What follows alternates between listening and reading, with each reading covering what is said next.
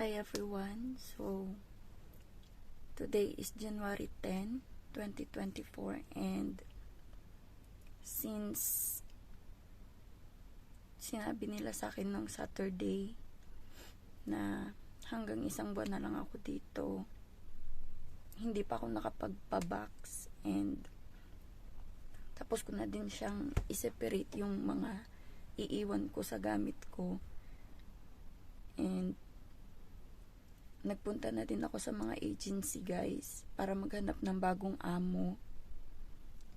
So praying na sana makahanap ng mas mabuti pang amo para hindi ako makauwi. So until now masakit pa rin sa akin kasi maghihiwalay na kaming mag-amo and hindi naman mawawala sa akin yun kasi 5 taon ko silang nakasama. And since nung Saturday hanggang kagabi, iyak pa rin ako ng iyak. Although wala naman ako magagawa kasi nga ganito yung buhay. Walang permanente sa mundo.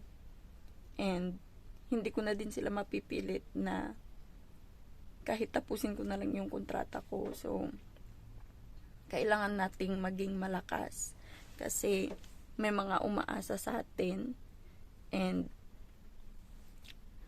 hindi tayo pwedeng tumigil. Hindi pa katapusan ng mundo kahit na tapos na yung pagtatrabaho natin dito sa kanila. So yun lang muna yung update ko guys and papakita ko sa inyo kung ano na yung mga naligpit ko dito. So, yan na yung ipapabox ko, guys. Ayan.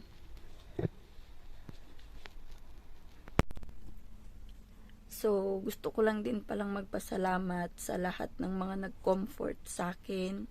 Lalong-lalo na sa pamilya ko, sa mga kaibigan ko, sa mga friends ko lang din sa Facebook na nagpaabot ng comfort nila sa akin. Sobrang appreciate ko po kayo and sa partner ko na nagpapaalala lagi sa akin na maging matatag lang lagi and sana makayanan ko kasi first time kong naranasan to and hindi ko kayang i-handle ngayon. Siguro mawawala din to pero sa ngayon pagbigyan nyo na muna akong magluksa. So hanggang dito na lang muna guys kasi hindi ko pa tapos yung ibang mga requirements ko dito. Kailangan ko kasing ayusin. So update ko na lang kayo guys.